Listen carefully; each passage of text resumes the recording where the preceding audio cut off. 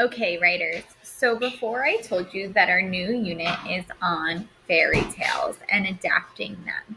But like I said, it's really important to know the original fairy tales, the classic fairy tales, really well before we adapt them. So we've read Cinderella, and now we're going to read the original Little Red Riding Hood by Jerry Pinkney. So let's get started.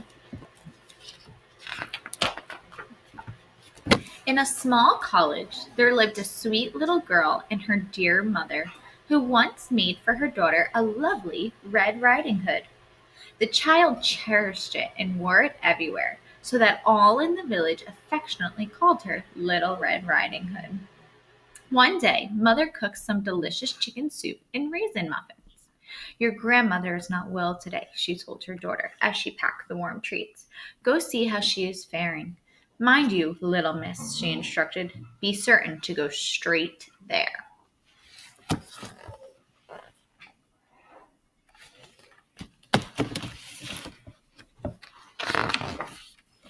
Little Red Riding Hood set out at once. The gentle sounds of the child's footsteps in the snow, crunch, crunch, kept her company. Oh, how peaceful, she thought, catching a snowflake on the tip of her tongue.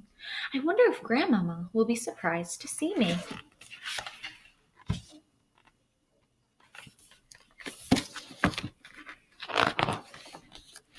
By and by, Little Red Riding Hood met a sly wolf.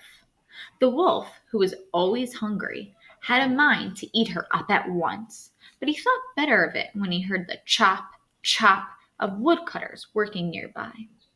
Where are you going, little one? He asked in his most pleasant voice. My grandma is not well today, Little Red Riding Hood replied, forgetting that her mother did not want her to delay. I'm taking her some chicken soup and raisin muffins. So she's not following the directions. The clever creature smiled. Does she live far from here? He asked. No, said Little Red Riding Hood, just behind the mill, across from the pond, next to the big oak tree. I'll join you, for I was just heading that way, said the wolf. He walked along with the child for a short distance and then had an idea. Why not collect kindling for a fire? He suggested. It will warm your granny's heart. Uh-oh. Anybody else think he's being a little suspicious? That's a wonderful idea, said the child. Look, the snow has brought down many small branches. They will make a good fire. Little Red Riding Hood gathered as many twigs as she could carry, tying the bundle with the ribbon that had fastened grandmother's basket.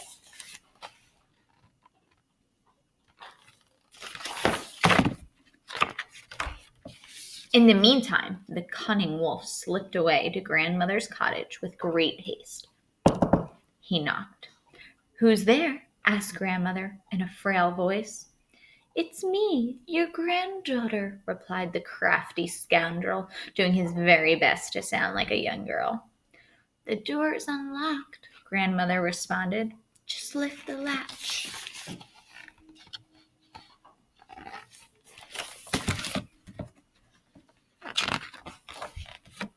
Once inside, the wolf leaped upon the startled woman and gobbled her down whole.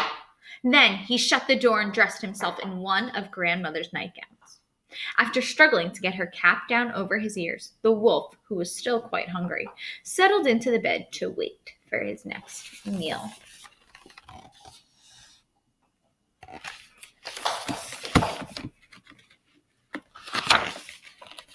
Before long, Little Red Riding Hood arrived at the cottage. She knocked. Who's there? Croaked the wolf. The girl was startled by the hoarseness of grandmother's voice. It's me, your granddaughter, she responded. I've brought you soup and Mama's special raisin muffins. And I found some kindling to start a fire. Soon you'll feel just like yourself again. Just lift the latch and come in, the voice invited her. I can't wait to see how much you've grown.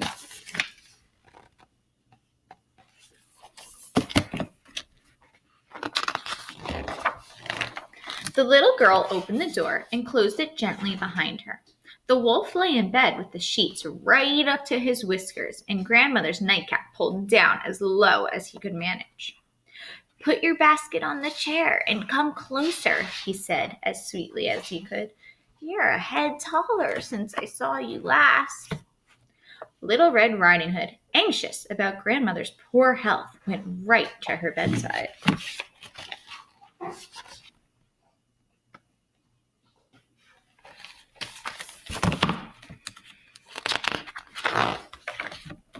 "Oh, Grandmama, what great arms you have," the child said in wonder. "All the better to hug you with, my dear," replied the wolf. "Oh, Grandmama, what great ears you have," she remarked. "All the better to hear you with, my dear," the wolf responded. "Oh, Grandmama, what great eyes you have," the girl cried out. "All the better to see you with, my dear," declared the wolf. "Oh, Grandmama, what great teeth you have," she squealed. "All the better to eat you with, my dear," howled the wolf.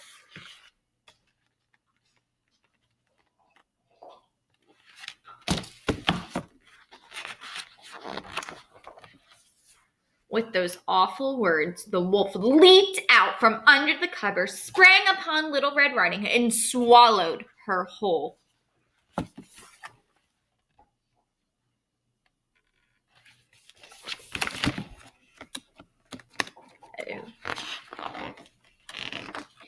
"Now," said the wolf with a satisfied sigh, "a long nap is all I need after such a full meal." And so he climbed back into bed and fell asleep.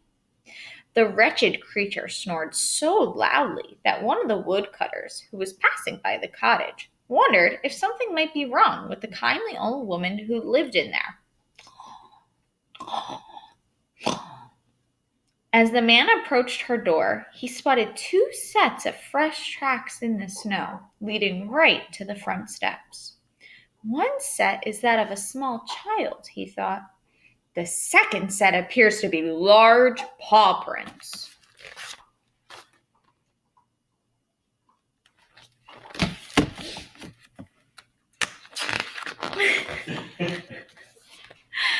The woodcutter cautiously entered the cottage and made his way toward The woodcutter cautiously entered the cottage and made his way toward a noise that rumbled so deeply that it caused the china in the cupboard to rattle. "Aha!" he thought when he found a wolf with a very, very large belly and a deep sleep. Then, to the man's great surprise, its belly stirred.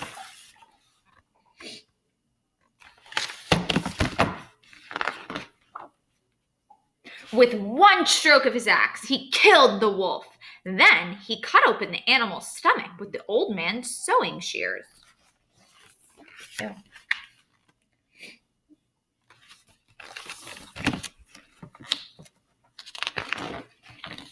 Out jumped Little Red Riding Hood with a smile as bright as freshest snow.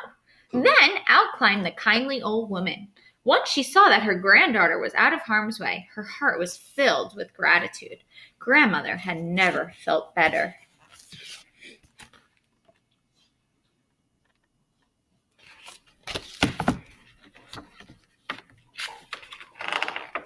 Later, after the woodcutter had buried the wicked wolf in the deep forest, he returned to warm himself by the fireplace, where Grandmother had started a fire with Little Red Riding Hood's kindling. All 3 were comforted with Mother's chicken soup and raisin muffins.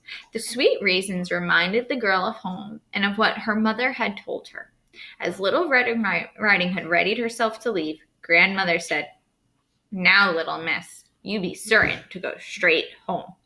And she did.